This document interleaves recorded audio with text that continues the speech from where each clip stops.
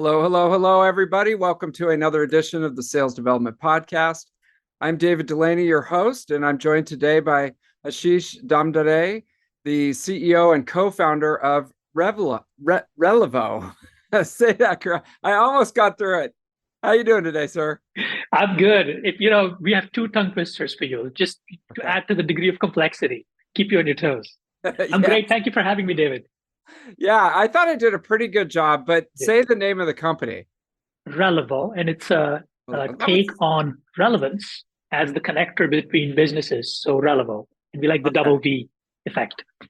Got it. Okay, and that was the easy part. I should have gotten that. I just thank you for joining us. I'm so excited to talk with you. We've been following each other on LinkedIn for a while. You're working on something really, really interesting. Tell me, how did you start the company and what problem are you solving? What a great question. I'm a marketer at heart. This is my fifth startup, the first that I've Oh, founded, but fifth, I've been in the space. And before that, I was at Microsoft for a long time. And at every startup, the big question that I saw sales and marketing teams struggle with was, who do we go after? What companies and what contacts at those companies do we go after in a given week, a given month, a given quarter? And it matters, interestingly, because if you're early stage, that's how you get your product market fit, right? You're looking for patterns of repetition in the companies you go after. And it's so hard to do. That segmentation, the market segmentation and targeting, that combination is really, really hard to do. And you have to do a bunch of things in Excel spreadsheets, Salesforce, Upwork, Google searches, LinkedIn to really solve that problem. And we figured there had to be a better way. So at the height of the pandemic, when I think everybody was dealing with existential questions, my co-founder and I were started talking about this, and we said, this is we would regret not taking on this problem. And really, the problem is if you're a company that has an interesting or cool piece of technology, how do you find your market? How do you find these repeatable patterns? How do you solve the who problem, which is who should you go after using budget if you're in marketing from an advertising perspective, and bodies and time from a sales perspective, from an outbounding perspective, and really taking an account-based approach. So what we do is we help you answer that question using signals that are unique to you and that are proven to you and your company and your use case. In a nutshell, that's been the journey of the company, and that's what we do. okay. And it's interesting because a lot of people, especially who start tech companies, they're technicians, really. They're engineers, and they're great at the technical part of it. But the go-to-market and finding even the initial product market fit, beyond that, the go-to-market fit is really, really difficult because it's just outside of their wheelhouse. And so when you think about working with those companies, they have a great product, and now you need to come in and help them to find, okay, what do we do next? Where do you start? Yeah, what a great question. You're exactly right. A lot of companies are cool, not all, but many are cool technologies looking for a solution area. Or in a lot of cases, they find out the hard way that the initial hypothesis from an audience that they thought would be interested in their solution ends up not being true. So what really matters in this journey is it comes back to two things. One, can you limit the variables that you're testing for? When you do a startup and when you have a product, you could go after anyone, really. And I wish I got a penny every time somebody told me that their ICP was B2B SaaS or high growth B2B SaaS company. I'd be a billionaire right now, right? They'd be making memes of me based on our earlier conversation, because that's not, Me you too. know, folks, that is Yeah. not your ICP. That is your TAM, perhaps, Yeah. at best. But that is too broad of an audience, especially if you're an early stage startup. But it also matters if you're a later stage startup or even if you're a public company, because there it becomes about optimization, it becomes about efficient growth. And a lot of times it becomes about entering new markets or having a new product that you're launching uh, to an audience that you're already serving. So, what we do is we help companies segment their market in dimensions that make the most sense for them. And we do this, we have a proprietary process that we use where it doesn't take long, actually. If you ask the right questions and you have the right framework, somewhere between 30 minutes and an hour, you get a pretty good sense for what would be the ideal customer. And the questions we ask are typically firmographic: how big is the company that would be an ideal customer? What geography, sort of what set of industries, sub-industries would they sit in? We ask questions around technographic details of, what technologies do they use? Then we go to challenges. What challenges are they trying to solve today? And what challenges are people facing in those companies that you help address? What's the use case context for those challenges that pops out? Do they have a digital transformation initiative? Do they have a cost savings initiative? And then we look at specific buying triggers that come back to those companies. We use a combination of these things, and the output is something that we call the active ICP, which is companies that have unique needs, pains, initiatives that you can solve for at that point. And that really is the bullseye, if you will, that you should go after. That's the idea. It's in today's day and age, it matters because you cannot throw endless amounts of money at growth anymore. Those days are gone. Scarcity is the new name of the game. Efficient growth is the new name of the game. So you have to make these bets carefully. And if you don't, unfortunately, people are going to lose their jobs, or you're never going to find your product market fit. So it's sort of an existential importance to do that. And that's sort of our process. And that's what we do in the company. And so there's a few different ways to look at it. One is if it's a new company and they're really trying to find product market fit, then you're almost starting from scratch. But there's also when they have a database and it hasn't been really structured in this way, and it's essentially a hunch that people use, and the tribal knowledge of the salespeople of what an ICP is. And I think that you have use cases in both of those situations with the new and the one that's in place. Exactly right. What a great point. So if you're early stage, it's all about quick testing, quick iterations to see where you get hits. And then you can start investing more wherever you see hits, where you see matches.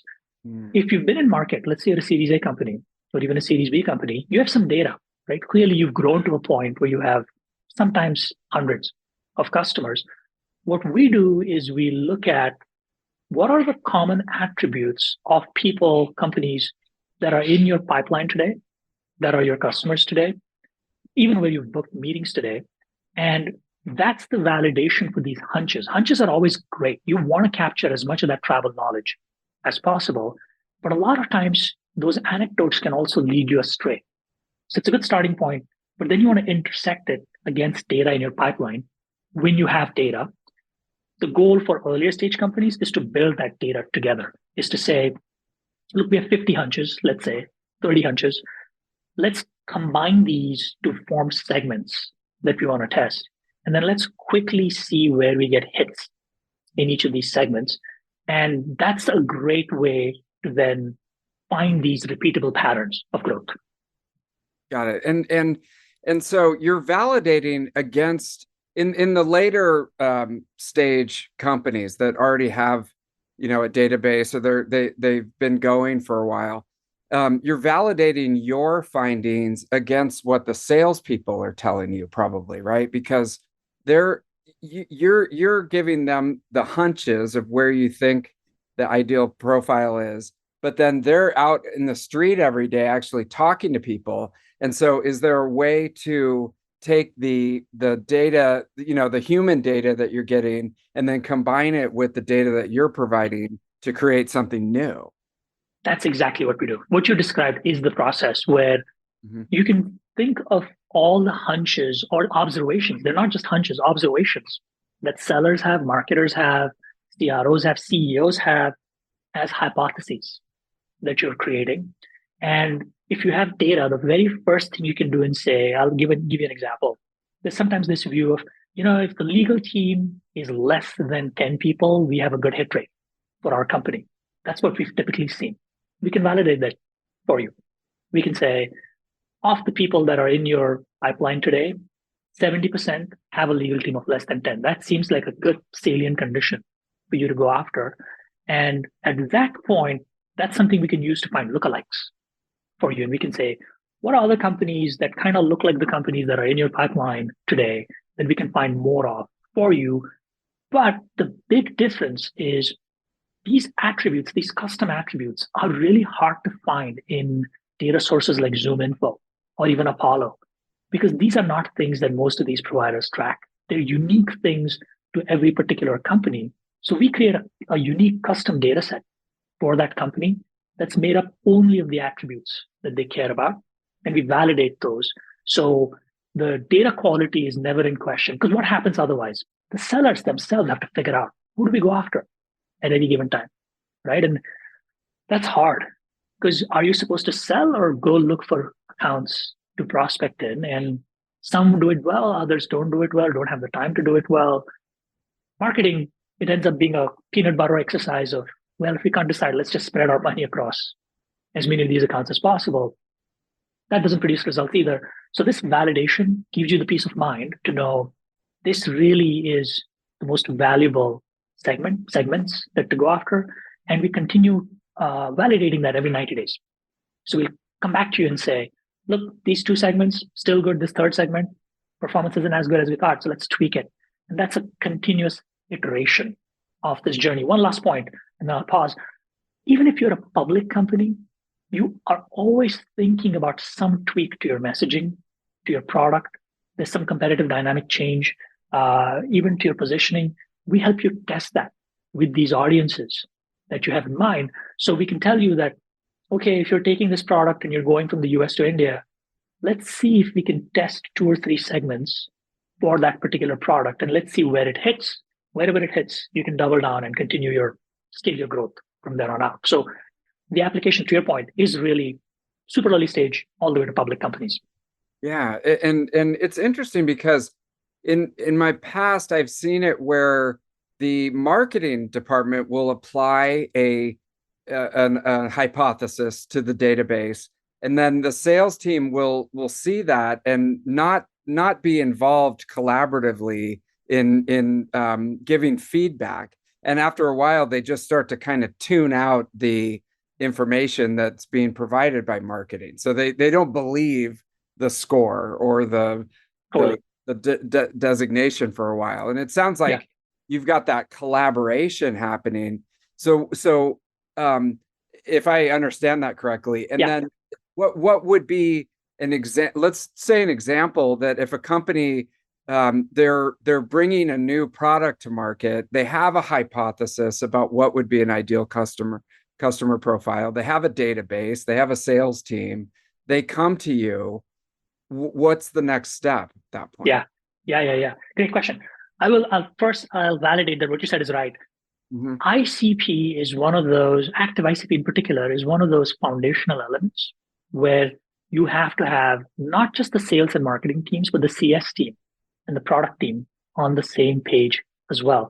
Because think about it, it comes back to, are we marketing to the right people? Are we booking meetings with the right people? Are we selling to the right people? And then when they sign, are we onboarding the right people? Because if any of this goes wrong, your churn becomes an issue, return on marketing investment becomes an issue, sales efficiency becomes an issue. So it's really one of those foundational elements that you have to get right. And I'm sure we've all been in companies where that hasn't been the case. And to your point, sales is doing its own thing, marketing is doing its own thing. And a lot of times you'll hear comments from sellers like, I don't know what marketing is doing, but they're not marketing to any of my accounts. Bad sign. So really, you have to start with the active ICP as the foundational element. Coming back to your second question, which is, if you have a hypothesis, if you have a product, you have a sales team, you have some marketing budget, really what you're looking for, and let's assume that you're a Series A company, what you're looking for, number one, is what's my sweet spot? What's my sweet spot where I'm growing today, where I have a hit, and can I find more people like that? And you can think about that as a segment or segments made up of a particular company size, a particular industry, particular technographic profile, a certain set of use cases, and buying triggers. So, right, it's a combination of those things that makes a segment. What we give you is a set of accounts that fit that particular segment. And if your database is built out, we can actually prioritize your existing database to tell you, here are the top 100, 200, 500 accounts that fit one or two of those segments. So that's step one. Step two is you may also have ideas on where you want to go next, because always you're thinking about, growth shouldn't plateau. It should keep the curve. It should be a hockey stick always. And we let you take those hypotheses, convert that into a segment or segment definition, and help you identify accounts that fit those particular segments. So here's then what happens is, if you have, let's say, $100 in marketing to allocate, you can very clearly allocate 60, 70 of that to your sweet spot that's working really well, 30 to experimenting or testing some of these other audiences. That's sort of one key decision. The other is, if you're a sales team, they never have to worry about, am I getting the right accounts? Am I working the right accounts? Am I sequencing the right accounts? That list is a rank ordered, prioritized list that they're getting, where they don't have to worry about it. We even load up contacts for them so they know the right people and the right companies that they're going after at that point. And you let sellers do what they do best, which is be persistent, be creative, get the attention of the buyer, book meetings, sell deals at that point. And it's true for both SDRs and AEs. What we're doing on the back end is coming back every 90 days and saying, you allocated this money, you allocated this time, budget, what's working? Where are we seeing results? And what are the signals that are salient? And what are the ones that are not as salient? Let's make some tweaks. This also helps you test messaging on both sides of the house really nicely, because you can align your messaging to each of these segments. And that ends up being a huge multiplier effect in the results that you see. Got it. And I think you alluded to this, but does it include advertising, online advertising to the accounts, or would that be run through a different system? Great question. So we give you segments that you can take to, for example, LinkedIn sponsored updates. And those segments are made up not just of the companies, but of the people, the right decision makers and personas at those companies. And then today we don't have the functionality to, stay tuned. We're looking at how we can orchestrate campaigns, both on the sales and the marketing side from the product.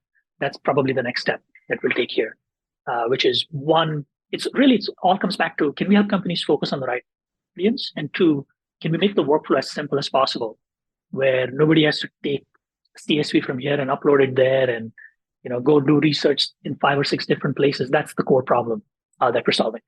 Yeah. And how does it look like so say I'm a marketer and I'm working with you versus a salesperson or an SDR. Is there a different dashboard? Are they working out of a different screen? No, it's a great question. The overall experience for the marketer tends to have more details that they can consume upfront from a playing with different segments perspective, because really they're trying to make a decision of how much money should I allocate, funds budget should I allocate to this segment versus that. For the SDR, it's much more about, here's the set of accounts that your management, the CRO, the CMO, the director of sales dev have decided. Here are the contacts. Their experience starts in Salesforce. So we integrate with Salesforce, Outreach, SalesLoft, HubSpot. And for the sellers, we don't want any change to their existing workflow. I think this is one of the major challenges with many sales tech companies, is it's yet another tool where the seller's like, oh, great, I have to go look here and do whatever I'm doing in Salesforce and Outreach or SalesLoft. No, our goal is keep doing your workflow. We make those workflows more powerful and more impactful. And we give you the ability to overlay the insights that we found in those tools, in Outreach, in SalesLoft, in HubSpot, in Salesforce, where you keep doing your workflow and we give you sort of the insights we've identified right there. For marketers, the experience is much more about, can you compare different segments and see what the difference looks like between those segments from a size perspective, the signals that have matched perspective? Can you tweak the segment definition with us?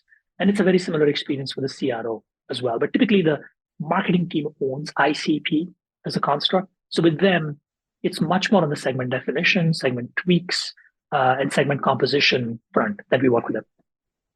Got it. And it sounds like you're very hands-on. So you're meeting every 90 days. you're digging in. Is this something where you can hand over your software and someone could just run it themselves and you never talk to them again? Or do you really have to be partnering together to Yeah, make sure that it works? Yeah. great question. It's the first 90 days are where we partner the most Mhm. with our customers. Beyond that, it's a piece of software you can log on and make tweaks, see the results Mhm. as you see fit yourself. If you're ever interested in new signals, we have a customer success person that you'll work with in testing out new signals, et cetera, et cetera. But from a workflow perspective, from a setup perspective, from an insight consumption perspective, everything's available in the product. And you don't really need to engage with us. The conversations we have typically, well, one, we're early stage, so we want to hear as much as possible from our customers. So a little bit of that, but more so, companies always want to try new segments to go after, and they have new ideas that they come up with. Oh, I was thinking, wouldn't it be cool if we could do this cool thing we've never done before? And those are conversations that we get involved in to see, one, is it feasible? Two, how generalizable is it? Three, have we done it somewhere else that we could, learn from that experience and apply it here? All of those conversations are much more hands-on. But we have many customers that we only talk to them every 90 days to sort of review the results together. Others that we talk to every week because Yeah. they want to talk to us and they're sort of trying to figure out what to do with us. Yep. I mean, right now, everything you learn goes back in, or it's some new, some new feature Exactly right. or things like that. Exactly right. And Yeah. we Yeah. sort of drink our own champagne, as my co-founder Tushar likes to say, where Yeah. everything that we're learning from our customers, we're using in our own active ICP definition to find companies that we're interested in going after. And so it's this great loop of what did we learn from that customer? Are there other customers like that out there, prospects that we could go after? And that's been a lot of fun to do. And that sped up our iteration cycles on go to market and product both together. It is. It's a virtuous cycle, and I see that a lot with outsourced sales development teams, in that they're using their own service to set appointments for their Yes. service. And it's like, Yes. if they don't have any customers, well, we're an outsourced SDR company, so let's go get some, right? Exactly right. Yeah. Exactly right. Yeah. And that helps. I mean, what would we have done if this product didn't exist? We would have probably sprayed and prayed and tried to Yeah. find the right customers. We've not done that. We've been hyper focused on the right 20, 30 companies we want to go after, and we land a bunch of them because we know they have pain points, right? We're picking up their pain points and use cases and needs, and that leads to great conversations. Some of them are ready right away, some are ready later, but there's no wasted conversation at that point. Yeah, and your product is improving based on using the product, which is a great thing, right? And Exactly right. it's interesting because I I've been around for a long time, so I've seen um, companies try to do this within their own company, and it starts and stops based on how much trust there is Yes. in the process, especially by the sales team, and that's why Yes. I keep harping on this. But you know, there there's so much room and there's so much potential for this, because even companies that are doing really well, they have a great, sales team and marketing team, everyone's working together. They can always improve the precision and the targeting with their Totally. ICP and personas too. I mean, they're talking to the right people at the right companies. Spot on. Yeah. There's a power law distribution in both marketing and sales where Mhm. one or two campaigns are driving 20% of your campaigns are driving 80% of your results. And in sales, 20% of your sellers are driving 80, 90% of your results. Yeah. And we've gone and talked to them. And what we've learned is it's not all ICP clearly, but it's based on this concept of the first step that they look at is, am I talking to the right companies? Am I talking to companies that are big enough for us, that have the pain for us, that have prioritized the pain for us, where we can find the right personas to talk to? And when they do those things, it unlocks opportunities that are just not available to the other 80%. So, in many ways, our goal is, can we democratize that data for all of your sellers and make all of them much better? Your top 20% are always going to be your top 20%. They're entrepreneurial, they're driven, they'll take this data and do things with it that they weren't able to do before. The others, you're lifting all boats basically by improving this quality of insights that's available. Yeah, that's a really good point. And a simple way to think about it is fish finder. Somebody told me it's like a fish finder for Yes. sales. So you don't want to spend your whole day in the part of the lake that has no fish. You want to put in your fish finder and stay in the area where you can catch the big ones, right? What a great analogy. Because B2B SaaS, David, as you and I know, it's a really big lake, ocean. Take your body, favorite body of water, river. Uh, and if you try to fish all over the place, you're going to end up with nothing at all. Exactly. Yeah, that's so interesting. So, what are you excited about right now with as you're developing, and are there any new projects or new initiatives that you're working on right now that you're super excited about? Two things come to mind right away. One is, in many ways, it's been scary in the market for the last 6 to 9 months, where Oh yeah. we've had this growth at all costs mentality that's been true. And with the money going away, with the free money going away, everybody's sort of slammed on the brakes, and fear and trepidation has taken over. And we feel really good about being a solution to that problem, about giving a way out to the marketers and sellers who want to do well in this environment by giving them the route to test everything that they're doing, find their most valuable segments, and double down on those. And this feels like the new normal for the next 3 years, 4 years, whatever it might. Who knows what happens after that? But we feel really good that we can help people that need help the most. Right now, that's number one. Number two, I think machine learning and AI, Gen AI has taken a lot of attention in the machine learning and AI space. And rightfully, I think there are definitely applications that can help with that. But it's AI is so much bigger than that. And in particular, when we look at pattern recognition, and in particular, finding your most valuable customers, your most valuable prospects, we are in the beginning days of that journey of finding the most valuable customers you can go find. And we're doing some really cool things to really expose insights and serve up insights that a human being just cannot do, because we can look at so many more data points across so many different data sources. And I'm really excited about that. It feels like we're in the early days of that journey, and there's so much more that can be done. So it's exciting to be working on something cool like that. Yeah, I mean, you're really just scratching the surface on what's possible here, and there was a big trend toward they called it predictive analytics. Yes. That was gonna change everybody's life Yes. 10 years ago, and I remember I fell into the spell of it as a sales development professional. I was like, this is gonna blow the doors off. I don't think we were quite ready at that Right. point from a technology perspective, but I think you are now, and you've got especially with understanding the AI models. Wow, okay, that is very 100%. exciting to think about. Yeah, yeah, Super exciting. You can have data sets you just couldn't have, and you can get insights from those data sets that you just couldn't have without AI. And again, we've just begun to use those. So the journey, we're early in that journey. yeah. And I think I had the CEO of Clearbit on this podcast, and he said it really well in that there's an ocean of data out there. There's Yes. like an explosion of data, there's content and information, and it's just ridiculously available at this point. It's almost like free, Yes. commodity. And what's missing is the context and the Yes. usefulness of it, and that's where something like what you're building comes in. Relevance, and hence the name Relevvo for us. Oh, Really, what drives us, the mission, yeah, bringing back to the name. We started with the name, bringing back to the name. yeah, It's when you're a business, you're really looking for people where you can be relevant.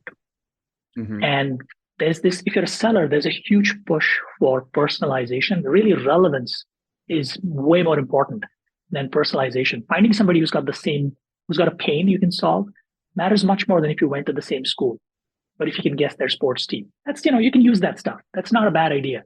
But it's more important to find people that you can help. And that's what we see is helping unlock the adoption of technologies that have died on the vine because they could never find their market. And that's what drives us. It's not easy, but that's what makes it fun. This has been an unsolved problem for the longest time, And we feel like we're on the cusp of a revolution. We're seeing it with the customers we have, where there's a 3 to 5x lift that they're seeing because they're doing this scientifically. And it's really the application of science to sales and marketing. It's that continuing journey where we've gone from spreadsheets, nothing, to CRMs, to all the other platforms that have come in, and this is the next wave, which will really drive more efficient growth for all companies. Yeah, I mean, I'm very excited and motivated in talking with you. You're right on the forefront of this, and you're you're a good communicator and being able to dumb this down for dummies. Hardly, not this audience. This is a sophisticated audience. It is. Well, the audience is the host maybe. No, come on. Yeah. I appreciate you breaking it down. It makes perfect sense. I'm really excited if someone wants to learn more and I don't know if you do free trials or you at least talk to some of the audience. How can they get in touch? Absolutely. Absolutely. Look me up on LinkedIn. This is one of the advantages of the distinctive last name, first name. There aren't too many of us out there with the same first name, last name. Relevvo.com, Relevvo.com. Two great, and it's just my first name at Relevvo.com. Any of these, we love to talk to you. And one thing we do, and I'll make this offer to all your listeners, we do a no obligations device CP session where we come in and talk to you for 30 minutes and help you really think about your targeting and segmentation in ways you haven't done before. And we've gotten feedback from people saying, we're not quite ready for the product yet. And they've come back and bought the product in 3 months, 4 months. But that started a whole journey of being more focused in our segmentation targeting, more pinpointed, and help improve performance dramatically. So open offer to all your listeners. Ping me, happy to do one with you. 30 minutes of your time. I love it. I'm actually over on your website signing up for that right now for 10bound because we're going to be launching a new product here, hopefully in the next month or so. And we need to talk. So I appreciate it. We'd be thrilled to do it, David. That would be our pleasure. Well, thank you very much, Aashish. Thanks for coming on the show and coming on the Sales Development Podcast. My pleasure. Thank you. Hope to talk soon.